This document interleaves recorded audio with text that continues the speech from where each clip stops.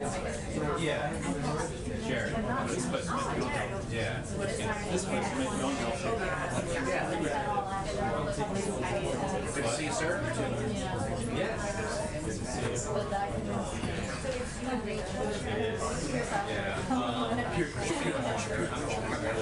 I've never had a drink in so long. When I was growing up, the peer pressure was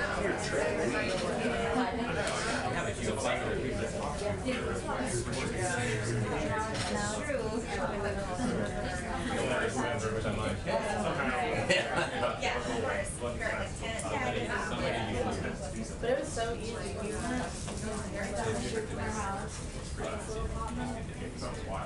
Well, I went to SeaWorld or whatever, Worlds of Fun.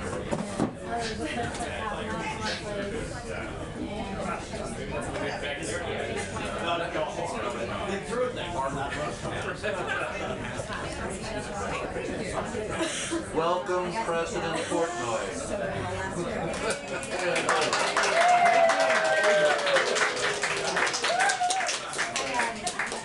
Will you be taking questions, sir?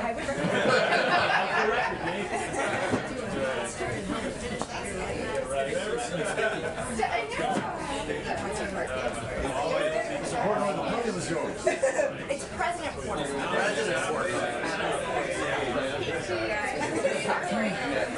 Every other day.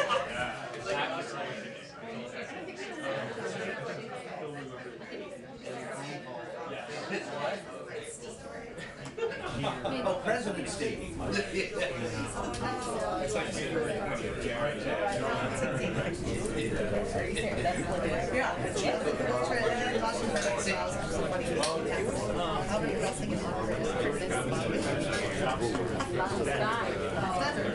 Yeah, that was mine. And this was like one time that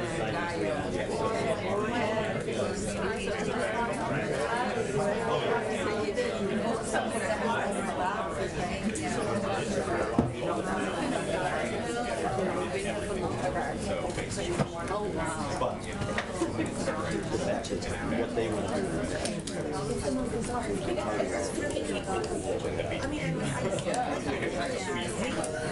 but yeah,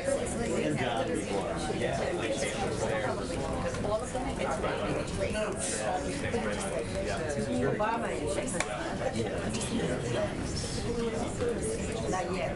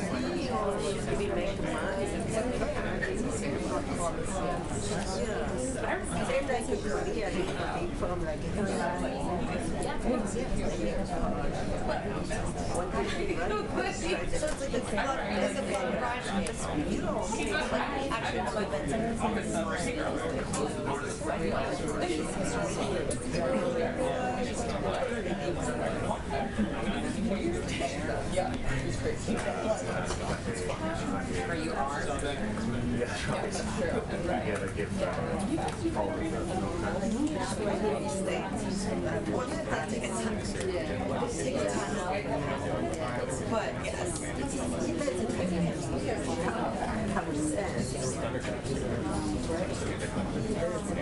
Yeah, I mean,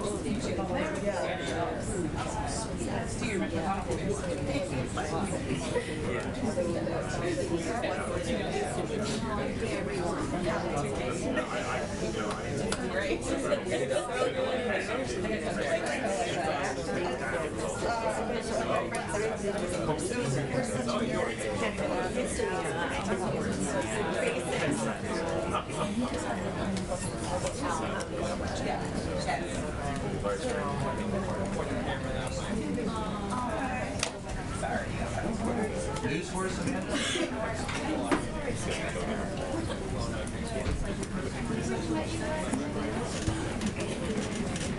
Make 2-minute warning on the briefing. 2-minute warning on the briefing. Thank you.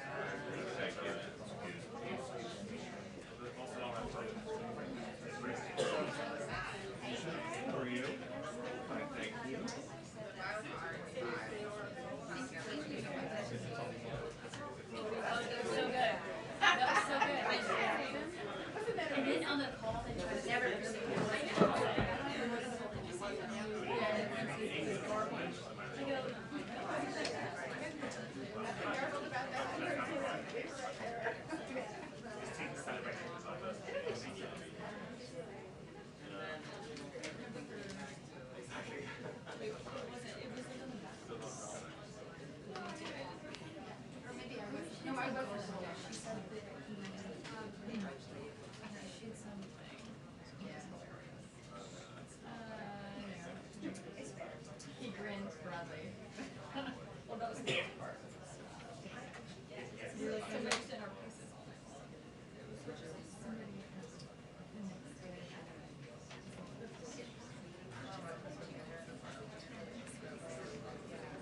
Hi, everyone.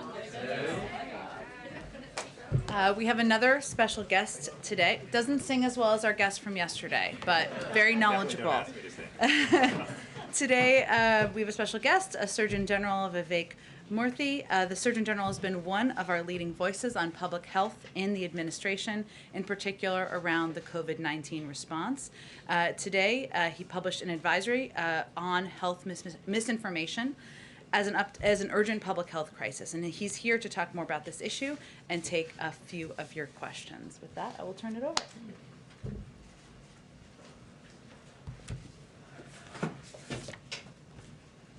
Hello, everyone. How are you? It's nice to see you all today, and thank you, Jen, for that very kind introduction. As all of you know, we've come a long way in our fight against COVID-19, and we've come a long way thanks to the efforts of many, many people across communities in the United States. Right now, we are seeing COVID deaths markedly down from their peak in January. We have 160 million people who have been fully vaccinated, and hundreds of thousands of people each day are choosing to get vaccinated. That is all good news. But we are not out of the woods yet. Millions of Americans are still not protected against COVID-19, and we are seeing more infections among those who are unvaccinated. And that's why I want to talk to you today about one of the biggest obstacles that's preventing us from ending this pandemic. Today, I issued a Surgeon General's advisory on the dangers of health misinformation. Surgeon General advisories are reserved for urgent public health threats. And while those threats have often been related to what we eat, drink, and smoke, today we live in a world where misinformation poses an imminent and insidious threat to our nation's health. Health misinformation is false, inaccurate, or misleading information about health, according to the best evidence at the time. And while it often appears innocuous on social media apps, on retail sites, or search engines, the truth is that misinformation takes away our freedom to make informed decisions about our health and the health of our loved ones. During the COVID-19 pandemic, health misinformation has led people to resist wearing masks in high-risk settings. It's led them to turn down proven treatments and to choose not to get vaccinated. This has led to avoidable illnesses and death. Simply put, health information has cost us lives. Now, health misinformation didn't start with COVID-19. What's different now, though, is the speed and scale at which health misinformation is spreading. Modern technology companies have enabled misinformation to poison our information environment with little accountability to their users. They've allowed people who intentionally spread misinformation, what we call disinformation, to have extraordinary reach. They've designed product features, such as like buttons, that reward us for sharing emotionally charged content, not accurate content. And their algorithms tend to give us more of what we click on, pulling us deeper and deeper into a well of misinformation. Now, we need an all-of-society approach to fight misinformation, and that's why this advisory that I issued today has recommendations for everyone. First, we include recommendations for individuals and families. We ask people to raise the bar for sharing health information by checking sources before they share, to ensure that information is backed by credible scientific sources. As we say in the advisory, if you're not sure, don't share. Second, we're asking health organizations to proactively address misinformation with their patients. Today, the American Academy of Pediatrics is announcing an educational campaign to help parents navigate online health information. I'm encouraged to see this commitment, and again, this is just the beginning. Third, we're asking educational institutions to help improve health information literacy. We're asking researchers and foundations as well to help us learn more about how health information spreads and how to stop it. Today, the Rockefeller Foundation is announcing a $13.5 million commitment to counter health misinformation. The Digital Public Library of America is announcing that they will convene a set of librarians, scholars, journalists, and civic leaders to confront health misinformation together. Fourth, we are saying we expect more from our technology companies. We're asking them to operate with greater transparency and accountability. We're asking them to monitor misinformation more closely. We're asking them to consistently take action against misinformation super spreaders on their platforms. Fifth, we're also asking news organizations to proactively address the public's questions without inadvertently giving a platform to health misinformation that can harm their audiences. And sixth, we know that government can play an important role too, by investing in research, by bringing individuals and organizations together to address misinformation, and by supporting groups that are working on this issue. On a personal note, it's painful for me to know that nearly every death we are seeing now from COVID-19 could have been prevented. I say that as someone who has lost 10 family members to COVID-19 and who wishes each and every day that they had had the opportunity to get vaccinated. I say that also as a concerned father of 2 young children who aren't yet eligible for the vaccine. But I know that our kids are depending on all of us to get vaccinated to shield them from this virus. Every week, I talk to doctors and nurses across our country who are burning out as they care for more and more patients with COVID-19 who never got vaccinated, all too often because they were misled by misinformation. We must confront misinformation as a nation. Every one of us has the power and the responsibility to make a difference in this fight. Lives are depending on it. You can read the full advisory at surgeongeneral.gov/health misinformation. And I hope that you will see it as I do, as a starting point from which we can build a healthier information environment, safeguard our nation against future threats, and ultimately empower people to lead healthier lives. Thanks so much for your time, and I'll turn it to Jen. I wanted to ask you whether you see any evidence at all that the misinformation or disinformation that you're seeing comes from any nefarious sources. Are you seeing sort of structures behind the scenes that point to who or what might be behind that? We've seen Russian disinformation in the past. We've seen kind of that sort of hybrid warfare. Are you seeing any indication that there could be nation states behind this disinformation? Well, Andrea, thank you for that question. The misinformation that we're seeing comes from multiple sources. Yes, there is disinformation that is coming from bad actors. But what is also important to point out is that much of the misinformation that is circulating online is often coming from individuals who don't have bad intentions, but who are unintentionally sharing information that they think might be helpful.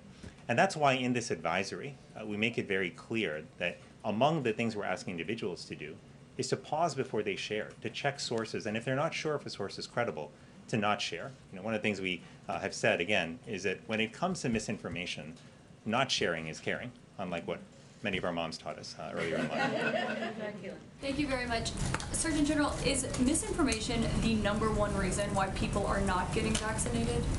Well, Caitlin, it's one of several reasons why people are not getting vaccinated, but it's a very important one, because what we know from polls, Caitlin, is that 2/3 of people who are not vaccinated either believe common myths about the COVID-19 vaccine or think some of those myths might be true. Myths like you can get COVID from the vaccine, which is absolutely not true.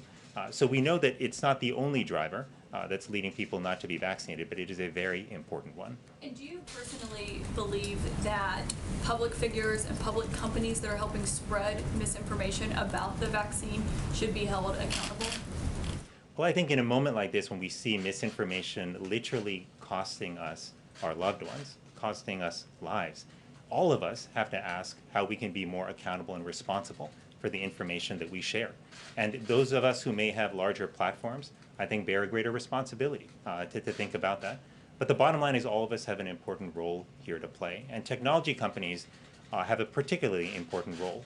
We know that the dramatic increase in the speed and scale of spread of misinformation has in part been enabled by these platforms. So that's why in this advisory today, we are asking them to step up. We know they have taken some steps to address misinformation, but much, much more has to be done. And we can't wait longer for them to take aggressive action because it's costing people their lives. Go ahead in the middle, and then Rachel, and then unfortunately has to go. Go ahead. So the reality is a lot of the health misinformation you were citing came from this lectern last year. I mean, what do you think the best approach is to counter or deal with misinformation that comes from public officials, people in a position of authority?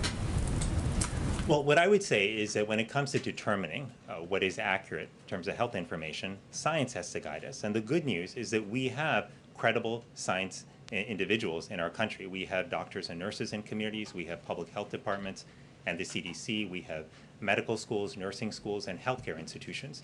These should be our sources of credibility when it comes to evaluating whether information is true or not.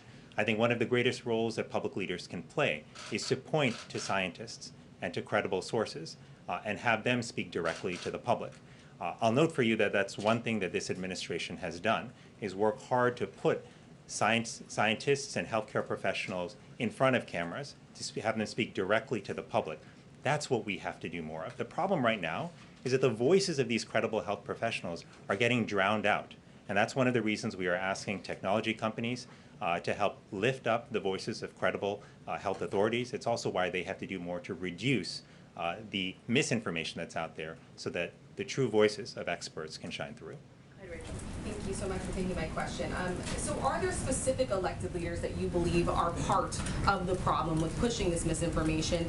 And we had an ABC News Washington Post poll that showed that 93% of Democrats say they're vaccinated or will be vaccinated, but only 49% of Republicans say the same. So how do you break through to the people who may be trusting some of these elected leaders that are pushing maybe some of this misinformation more than they actually trust members of your own administration?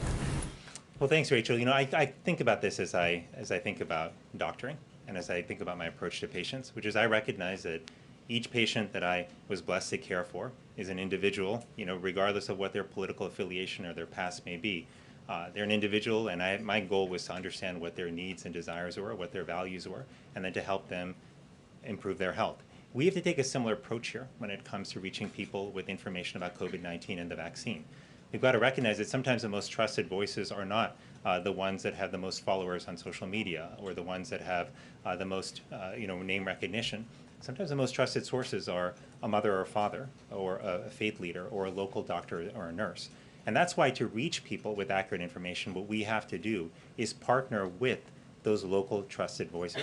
That's why in this advisory, one of the things that we point out, an important role for government, is to support local organizations, including healthcare professionals, so that they can get out there and speak directly to people and share that information. These public health efforts move at the speed of trust.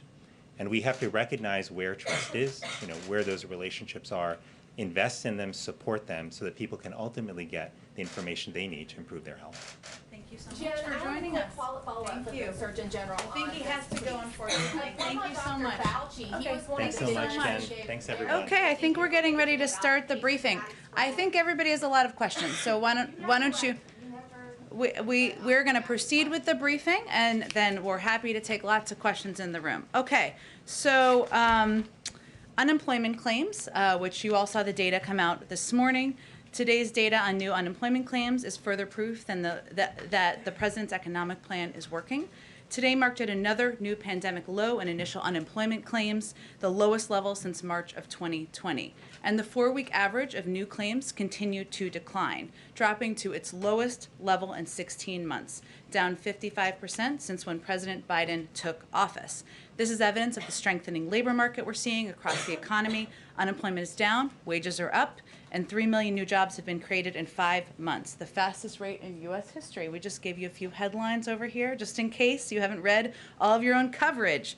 And because of the president's rescue plan and his work curbing the pandemic, the United States is expected to return to full employment by next year instead of 2024, which was the projection when the president first took office. Another piece of news today, we heard the president, of course, announce today that $15 billion in child tax credit payments were distributed to tens of millions of families, covering 60 million children. Working families will receive these payments on the 15th of every single month for the next year, thanks to the American Rescue Plan. 86% of American families will receive their payment by direct deposit. It will show up in their bank accounts as Child CTC. Others will receive their check in the mail today or in the next few days. And just as a reminder, the American Rescue Plan is providing the largest ever child tax credit, and this is a historic increase that will provide middle-class families with critical tax relief, and many project it will help cut the child poverty rate in half. I have a little update for all of you on ransomware as well as vaccines, and then we'll get to your questions.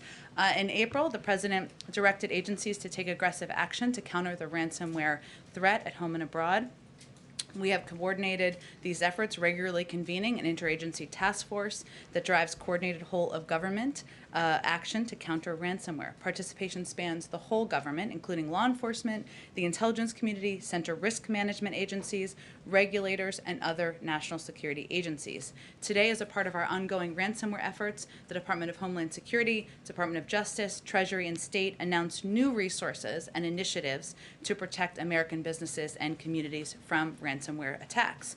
Those include the Department of Homeland Security and the Department of Justice launched StopRansomware.gov, a coordinated federal government one-stop resource for public and private sector organizations to reduce their risk of ransomware attacks. The Department of Treasury announced a FinCEN exchange on ransomware to discuss efforts by the public and private sectors to increase targeted information sharing and analysis and pursue criminal actors and networks that engage in such attacks.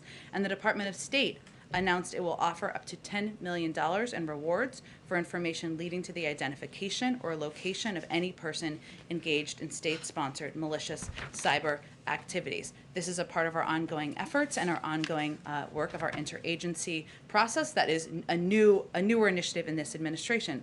Finally, last night, Haiti received 500,000 doses of COVID-19 Moderna vaccines donated by the United States through the COVAX facility, and we will send in a significant amount of additional doses to Haiti soon in consultation with local health authorities. The embassy in Haiti has worked closely with Haitian Health, the Haitian Health Ministry, Pan American Health Organization, and UNICEF to ensure that these vaccines arrive safely and securely, and that they are also distributed equitably and without interference to the people who need them most.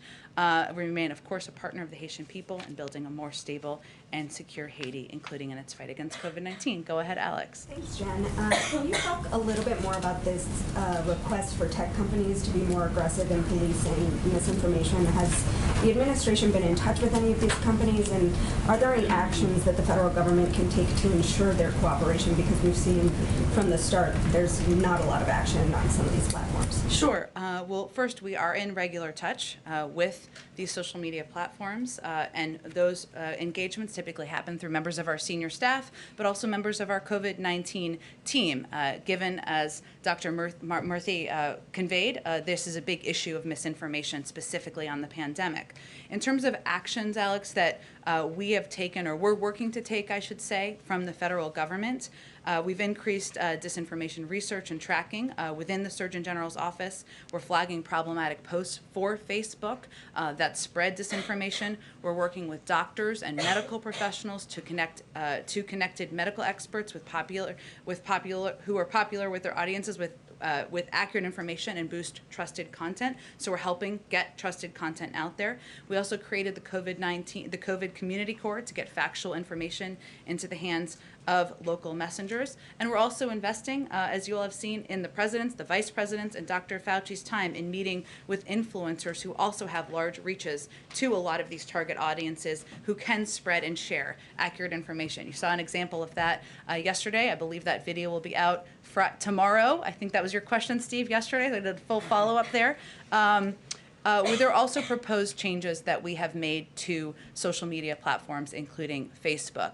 And those specifically are 4 key steps. One, that they measure and publicly share the impact of misinformation on their platform. Facebook should provide publicly and transparently data on the reach of COVID vaccine misinformation, not just engagement, but the reach of the misinformation and the audience that it's reaching. That will help us ensure we're getting accurate information to people. This should be provided not just to researchers, but to the public, so that the public knows and understands what is accurate and inaccurate.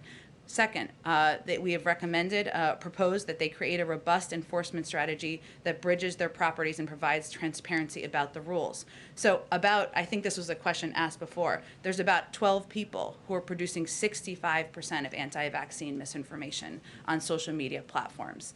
All of them remain active on Facebook, despite some even being banned on other platforms, including Facebook, ones that Facebook owns. Third, it's important to take faster action against harmful posts. As you all know, information travels quite quickly on social media platforms. Sometimes it's not accurate, and Facebook needs to move more quickly to remove harmful violative posts. Posts that will be within their policies for removal often remain up for days. That's too long. The information spreads too quickly. Finally, we have proposed they promote quality information sources in their feed algorithm. Facebook has repeatedly shown that they have the leverage to promote quality information. We've seen them effectively do this in their algorithm over low quality information, and they've chosen not to use it in this case, and that's certainly an area that would have an impact. So these are certainly the proposals. We engage with them regularly, and they certainly understand what our asks are. And one of the problems with vaccines right now is that they've become politicized. You guys, the White House, has obviously made the calculation that it's important to be more aggressive in confronting misinformation, but is there at all a concern that that could backfire and further contribute to politicization, and is there anything that you can do to prevent that at this point? Well, you're absolutely right, I should say, Alex, in that we have to be very careful, and we are mindful of being quite careful of not politicizing the effectiveness of vaccines, the fact that they can save lives, young people, old people, middle-of-the-road people.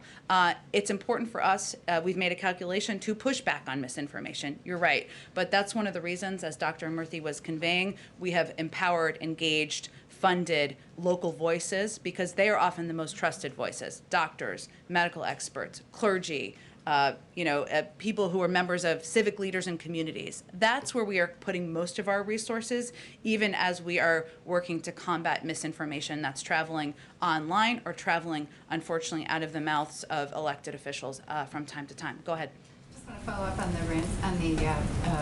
ransomware question. So the president told us last week that there's this meeting tomorrow of the U.S.-Russian working group on ransomware. Can you say a little bit more about that meeting? It was actually yesterday.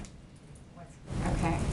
And can you give us any kind of a further readout of what decisions were made, if any? Last week, the president also said that it made sense to potentially go after servers that were being used in these ransomware attacks. Has the administration made any decisions about whether to proceed with that kind of action? So I would say that the meeting, which I believe was yesterday, I will double confirm for you, Andrea, and for others, but is part of ongoing engagement that has been occurring at the expert level since the president met with President Putin. So it's been ongoing. No one meeting is necessarily decisive. It's about having a continued discussion about our expectations and steps that need to be taken to address ransomware attacks, cyber attacks, and what the capacities are and information, of course, that we have.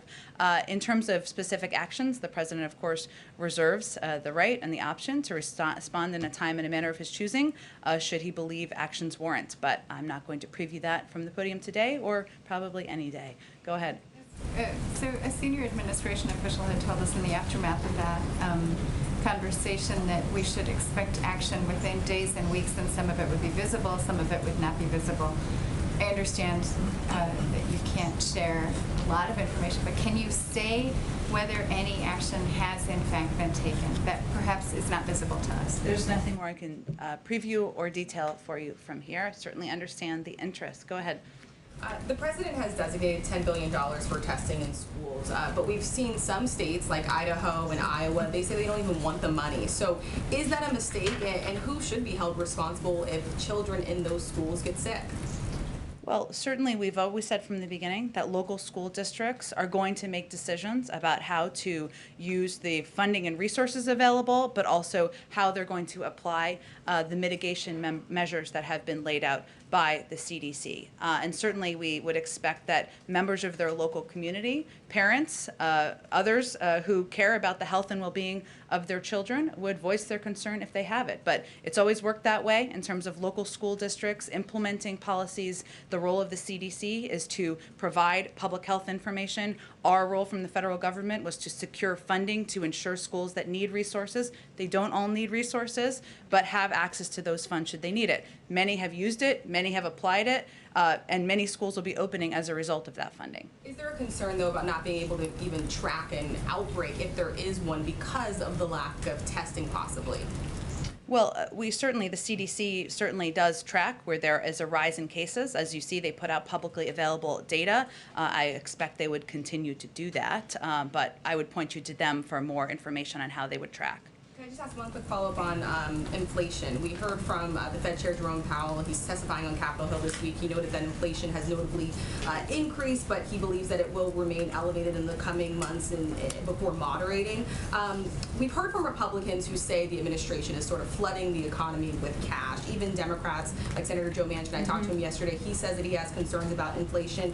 Is the White House underestimating the impact of all of this government spending that it will have on inflation?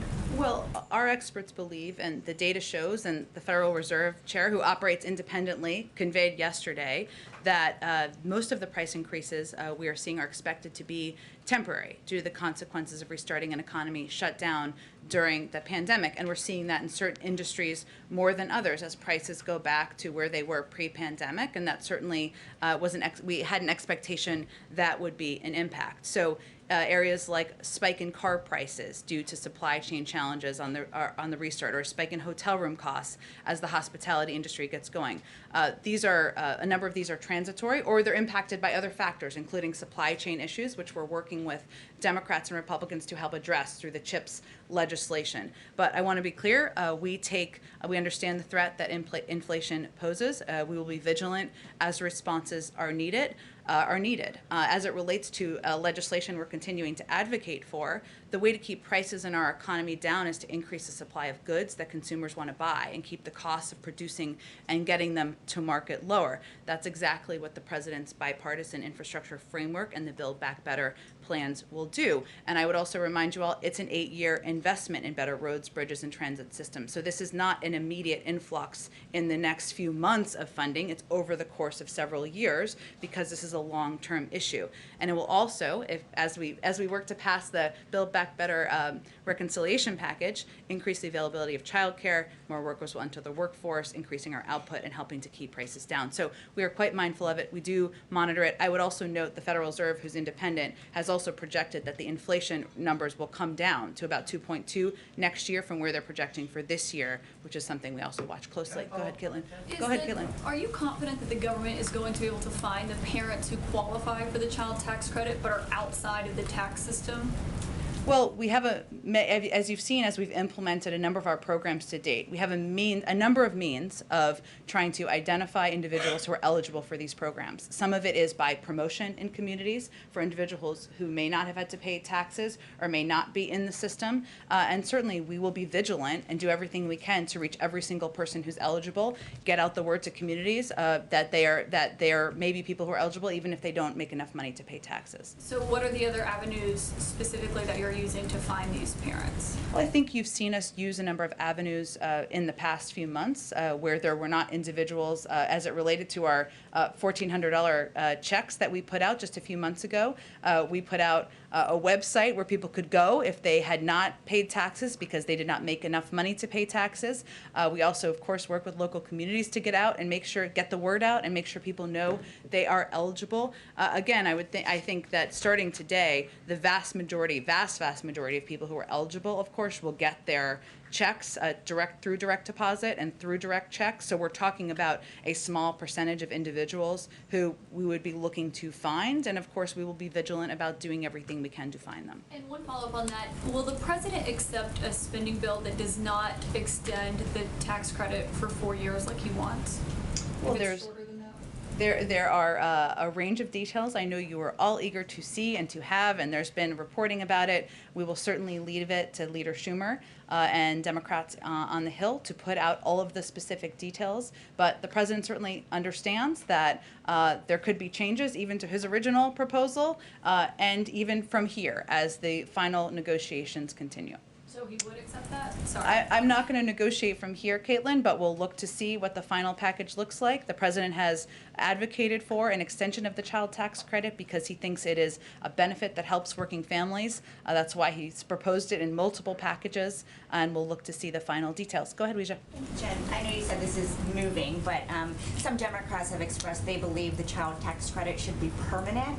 Does President Biden agree with that, or does he think the 4-year extension is adequate? Well, as you know, Weijia, he put in his proposal a 5-year extension. He certainly understands that there was going to be, and there was, a range of views. Some wanted it shorter, some wanted it longer, some didn't want it at all. That's part of the negotiations and the discussion. I think one of the calculations here that senators and Congress have to work through is what components can be worked through that you can pay for in the package.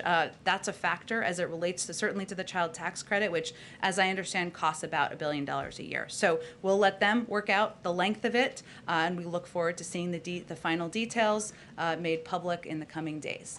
On the bipartisan bill, some Republicans have just said that they're not prepared to vote on something that is not written yet. Expressed this on the Hill. Senator Romney said it would be a dereliction of duty to vote even procedurally on something that has not been written.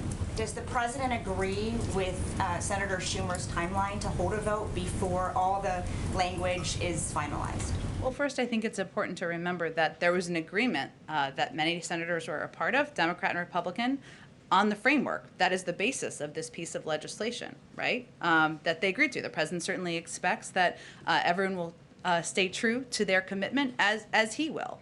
Of course, the president believes that his most important role he can play is to continue to advocate for the key components of what's in this package, why it's important for people to support it in Congress, and why the American people should be excited about investments in roads and railways and bridges and investments in making sure we're addressing our climate crisis. He will leave the mechanics and the timeline up to Leader Schumer. Go ahead. Thank you, Jen. Now that you've had a few days to think about it, does this White House still think the protests in Cuba are happening because people are upset about a rise in COVID cases there, or is there some thought maybe given to the possibility that they are protesting because they are sick of communism? Well, Peter, first I would say communism is a failed ideology, and we certainly believe that. It has failed the people of Cuba. They deserve freedom. They deserve a government that supports them, whether that is making sure they have health and medical supplies, access to vaccines, or whether they have economic opportunity and prosperity. And instead, this has been a government, an authoritarian communist regime that has repressed its people and has failed the people of Cuba. Hence, we're seeing them in the streets. But I would note that the ideology of the government, which has failed, has led to a lack of access to economic opportunity, to medical supplies, to COVID vaccines. So all of those pieces are true. And there are protesters now in this country who are chanting as these protests in Cuba are going on, where is Biden? So where is he? What is he doing to protect these people who are rising up against the leaders of this failed experiment?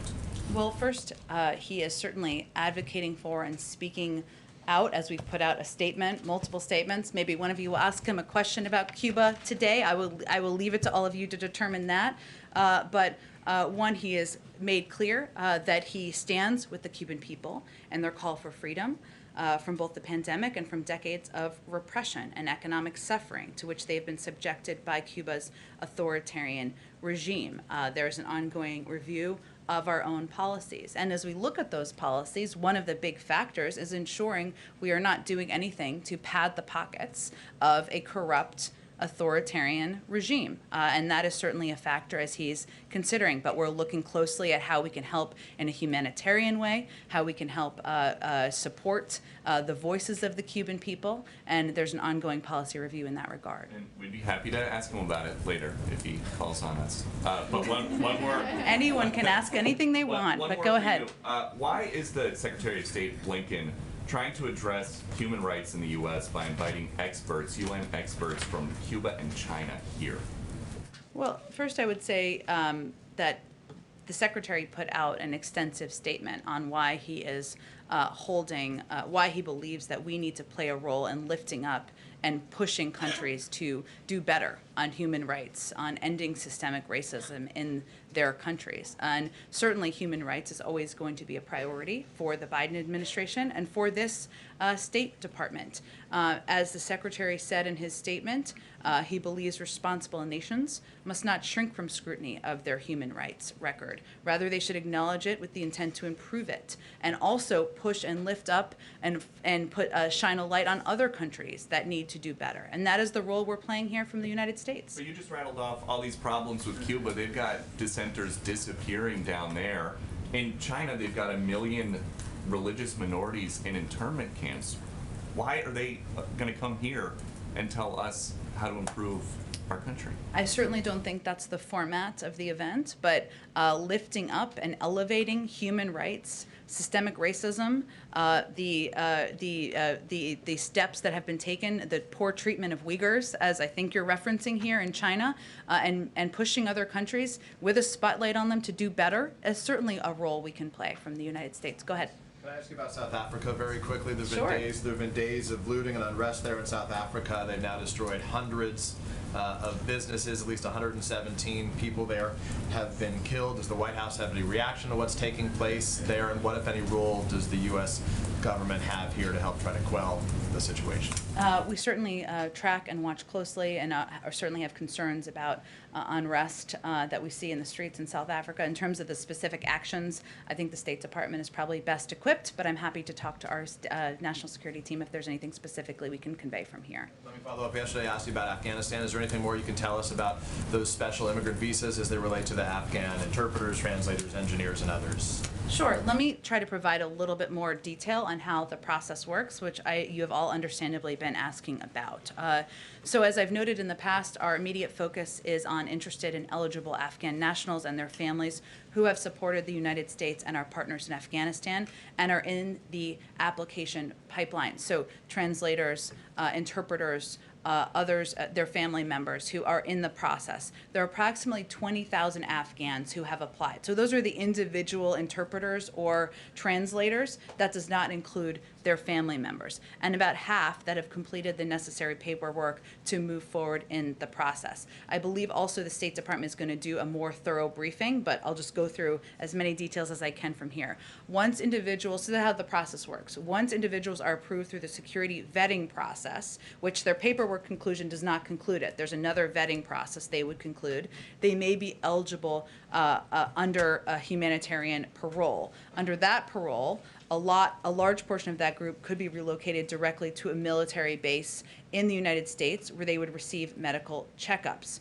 Those who have not yet completed their background checks would first be relocated from Afghanistan to either a U.S. military base overseas or to third countries, where they will be safely housed until their visa processing is complete and they can be transferred to the United States. I would also note we are not considering any location or place for the third-party countries that would not be safe, would not treat them with respect, and would not ensure that they are treated humanely through the journey of their process. Also, on our vetting process, this is a thorough process. There are some of these individuals who have completed their paperwork and are in through the vetting process. Their family members may not be in the same stage of the vetting process, so that may have an impact too of the timeline and how, not the timeline, but of kind of how they're moved and where they are moved to. So, and the third country move would be temporary until they finalize their paperwork and security vetting process is complete. So that is a little bit more detail on the process. Hopefully that helps. Go ahead, Alex. Former President Bush yesterday, in an interview, criticized the withdrawal, and he said he's very concerned about the Afghan women. So what is the U.S. going to do to ensure the safety of those women in Afghanistan after we leave? Well, first I would say that the President agrees that we need to ensure we are continuing to support through humanitarian programs, through security programs, the women of Afghanistan. And we certainly respect the right of the former President to voice his view on Afghanistan and the President's decision. It's not a secret that President Biden and President Bush haven't seen eye to eye on matters relating to the use of military force. So we respect his right to voice his opinion. We just disagree. I would also note that while we continue to provide security humanitarian assistance, we also intend to have a diplomatic presence on the ground to continue to be a source and resource for individuals in Afghanistan. Just secondly, Senator Manchin is quite upset about some of the climate provisions in the $3.5 trillion package. Is the White House reaching out to him? Is the White House prepared to move off of some of that, lessen some of those provisions?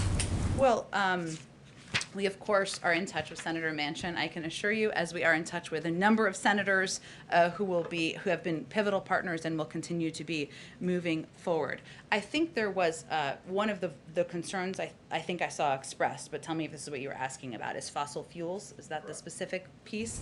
So, well, of course, the plan and the package will go a long way in addressing the climate crisis, and that is a huge priority to the President.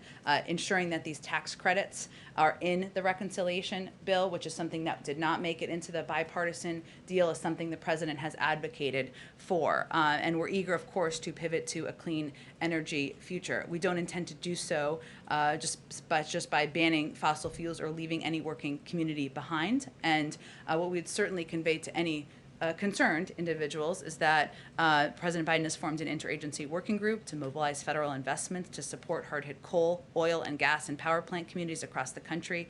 That working group has already identified $38 billion in existing federal resources that could be accessed by communities. We don't want to leave communities behind. We still think we can move forward in addressing our climate crisis. Go ahead, Steve. Sort of follow-up to that. First day of your presidency. Congratulations, I think. I don't know if it's congratulations. Seems hard to me. Go ahead. I wanted to ask a follow-up to Alex's question, and that is, how does the President see his role in the negotiation on the reconciliation bill? Is he an intermediary between some of the more liberal elements of his party and Senator Manchin? Is he a closer? Is he directly involved in this? And he went up to Capitol Hill yesterday. What's he going to be doing in the weeks ahead? He's going to be available for whatever is needed to get these bills across the finish line. And a lot of the discussions are happening certainly at a staff level. As you all know, we have a number of very experienced individuals here who have gotten a lot of bills across the finish line. Steve Ricchetti, Ron Klain, Louisa Terrell, and many beyond them. They are playing a big role, Brian Deese, in discussing and having conversations with members. A lot of the discussions, though, are primarily between the Democratic members themselves about what the final package and the final details look like. Leader Schumer and his team will put out the final details on the timeline that works for them. But I will tell you, the President is available. He's ready. He's pick up the phone. He'll host people. He'll have snacks, drinks, whatever is needed in order to get these bills across the finish line. And I think leaders in Congress certainly know that. Go ahead, Brian. Thank you very much. Two questions. One, to follow up on the inflation. Inflation surged to 5.4% in June. It's the largest jump since 2008. You all say it's temporary, but today Axios is reporting that J.P. Morgan Chase CEO is saying, I don't think it's only temporary, and that it's a little worse than the Fed predicts. There's a disparity there. How are you going to address what they think may be permanent? Well, I would say first that many outside experts, including the Federal Reserve, even if J.P. Morgan or Jamie Dimon or whomever it is disagrees, have projected that the rise of inflation is transitory and have projected a lowering of inflation next year.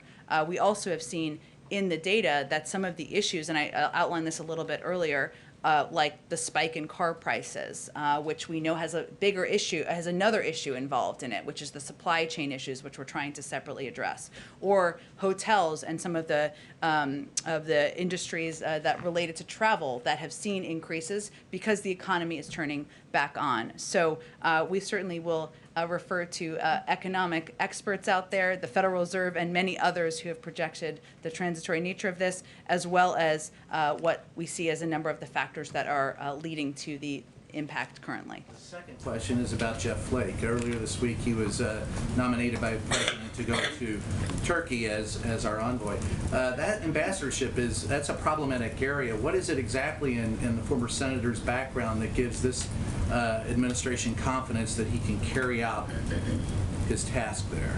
Well, he's a former member of the Senate Foreign Relations Committee, someone who played an important role in discussing, debating, and working on a range of foreign policy issues as in his role as a former U.S. Senator. So that is a pretty good basis. Okay, Francesca, go ahead. Thanks, Jen. I have a foreign policy question. Sure. But just to stay on inflation for a moment, what is the White House's message to average Americans, including those who are on limited income, though, who are experiencing higher prices right now for food and clothing and other goods and services? You mentioned that it's expected to die down next year, but what is your message to them in the meantime? Is it simply just to wait it out?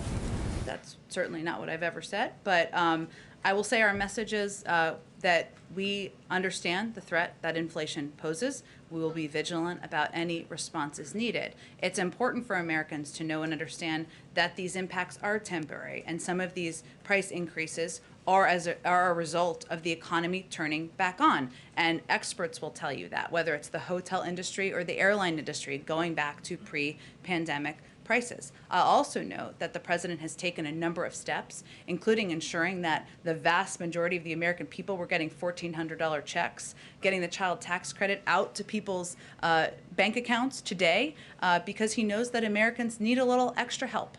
Still need a little extra help as the economy turns back on. So he's committed to helping working people, and it's also important for people to understand the transitory nature of inflation. And can you provide a status update on investigative assistance for Haiti? And also, when can the public expect the administration to make a determination on whether it's changing its policy towards Cuba?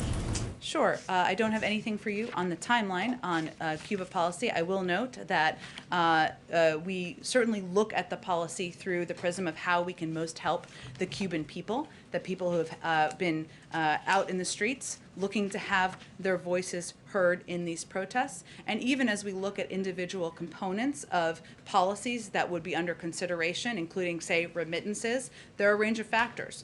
There are a number, of course, of people who have called for a return for allowing remittances to go from family members to individuals in Cuba.